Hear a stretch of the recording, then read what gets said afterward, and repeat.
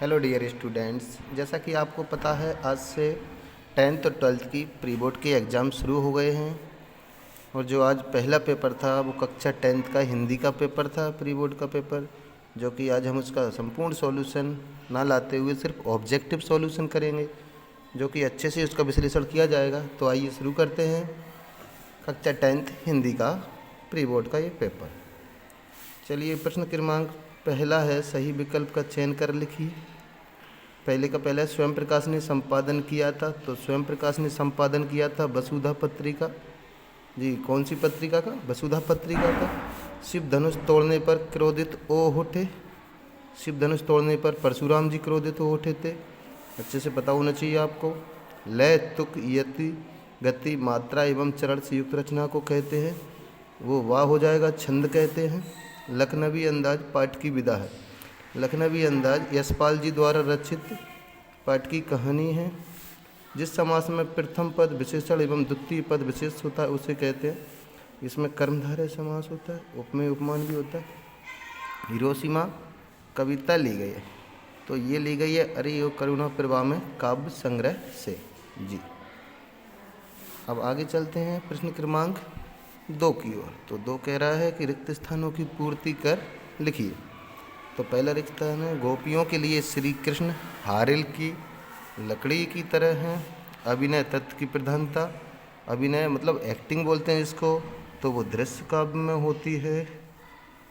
वीर भयानक एवं रौद्र रस में, तो वीर भयानक और रौद्र रस में ओज गुण होता है। बाल गोविंद भगत के गीतों में प्रभु मिलन का भाव व्यक्त हुआ है। दो निकटतम स्वरों के मेल से जो परिवर्तन होता है उसे स्वर संधि कहते हैं। जब क्लियर बोल रहा है निकटतम स्वरों के मेल से स्वर मिलेंगे तो स्वर संधि का निर्माण करेंगे। साना साना हाथ जोड़ी, ये पाठ है ना, ये गद्य की यात्रा वृत्तांत विधा में लिखा गया है, ना कि डायरी। ओके, चलो चलते हैं अगले प्रश्न की ओर, जो कि प्रश्न संख्या 3 है। तो निम्नलिखित कथनों के समक्ष सत्य या असत्य लिखिए। तो निराला पूंजीवाद के समर्थक तथा पोषक थे, ये असत्य है। कोई भी कभी पूंजीवाद का समर्थक तथा पोषक नहीं था। जहाँ अलौकिक आश्चर्य का भाव उत्पन्न होता है वहाँ बीभत्स रस होता है क्या? जी बिल्कुल नहीं होता। जहाँ घृणित भाव का घृणा आए वहाँ पर बीभत्स रस होता है। उपन्यास में कई कथाओं का समावेश होता है। जी बिल्कुल, उपन्यास में अनेक कथाओं का समावेश होता है। सभ्यता संस्कृति की पाठशाला है। बिल्कुल, सभ्यता संस्कृति की पाठशाला है, ये बिल्कुल सत्य है। कर्मवाच्य में क्रिया सदैव अकर्मक होती रहती है, ये बिल्कुल फिक्स नहीं है, अकर्मक नहीं रहती है, सकर्मक भी हो सकती है। हिरोशिमा की घटना विज्ञान का सदुपयोग है, तो हिरोशिमा की घटना है ना विज्ञान का दुरुपयोग है, ना कि सदुपयोग, तो यह असत्य हो जाएगा। अब प्रश्न क्रमांक 4 है, सही जोड़ी का मिलान कर लिखिए। तो प्रश्न क्रमांक 4 जो है तो उसमें सही जोड़ी मिलाना है। तो उत्साह है ना, तो उत्साह है ना, ये अपने निराला जी द्वारा रचित है, तो ये हो जाएगा। अप्रस्तुत कथन से प्रस्तुत का बोध वो अन्योक्ति अलंकार में होता है, ये भी बिल्कुल सही हो जाएगा। एक कहानी है भी जो रचना है वो मन्नू भंडारी की है, तो ये तो बिल्कुल सामने ही मेल खा रहा है, जी बिल्कुल हो जाएगा। लोकोक्ति कहावत और लोकोक्ति दोनों का सेम सिचुएशन जैसी स्थिति बनती है, इसलिए ये चौथा हो जाएगा। रास्ता दिखाने वाला पथ प्रदर्शक भी होता है, मार्गदर्शक भी होता है, इसलिए यहाँ पे मार्गदर्शक दिया है, तो ये मार्गदर्शक हो जाएगा। वो खेदों में ना, जो खेदों में वो देवी देवताओं का निवास स्थान होता है, जो कि अपने तिब्बत क्षेत्र में होता है। ये इसको अपन 6वां नंबर दे दें। जी बिल्कुल हो जाएगा। तो आइए करते हैं अगले प्रश्न की ओर चलते हैं। प्रश्न संख्या 5, निम्नलिखित प्रश्नों के उत्तर एक वाक्य में लिखिए।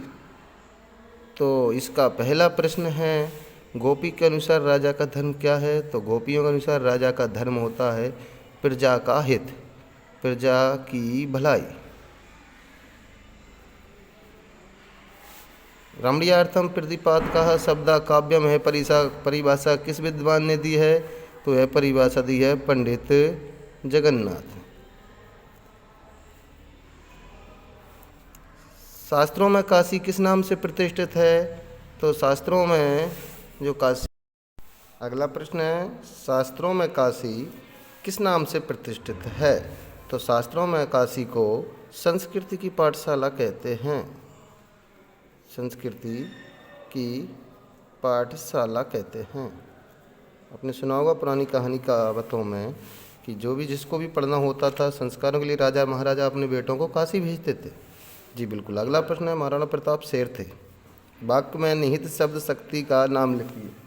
तो महाराणा प्रताप शेर थे, इसमें महाराणा प्रताप शेर एक जानवर न होकर उनके लक्षणों की ओर निहितार्थ किया है, तो इसका अर्थ हुआ यहाँ पे लक्षणा शब्द शक्ति, व्यंजना नहीं, लक्षण के आधार पर उन्हें परिभाषित किया है, तो लक्षणा शब्द शक्ति। अमोला किसे कहते हैं? अमोला एक आम का जो छोटा सा पेड़ पौधा होता है उसको घिस कर बनाया जाने वाला एक छोटा सा बजाने वाला यंत्र होता है, आम के पौधे से बनाया हुआ, घिस कर बनाया हुआ। अगला प्रश्न है, भोलानाथ अपने पिताजी को क्या कहकर बुलाते थे? तो भोलानाथ अपने पिताजी को बाबूजी कहकर बुलाते थे। ओके डियर स्टूडेंट्स, आज के लिए इतना ही। आगे जो प्रश्न है ज़्यादा कुछ कठिन नहीं है, आपने जो पढ़ा है वही आए हुए हैं, इसलिए इनको मैं अगले पार्ट्स में समझाने का प्रयास करूँगा, जैसे भी होगा अच्छे से समझा दूँगा। बाकी का आप सब जानते हैं कि जितना भी हो किताबों को अच्छे से पढ़ें, ऑब्जेक्टिव वहीं से आते हैं, कुछ बाहर से भी नहीं आता। अगर आपने पाठों को अच्छे से अध्ययन किया है तो बिल्कुल आपके अच्छे मार्क आएंगे, ये बात गारंटी है। तो चलिए आज के लिए इतना ही। Thank you.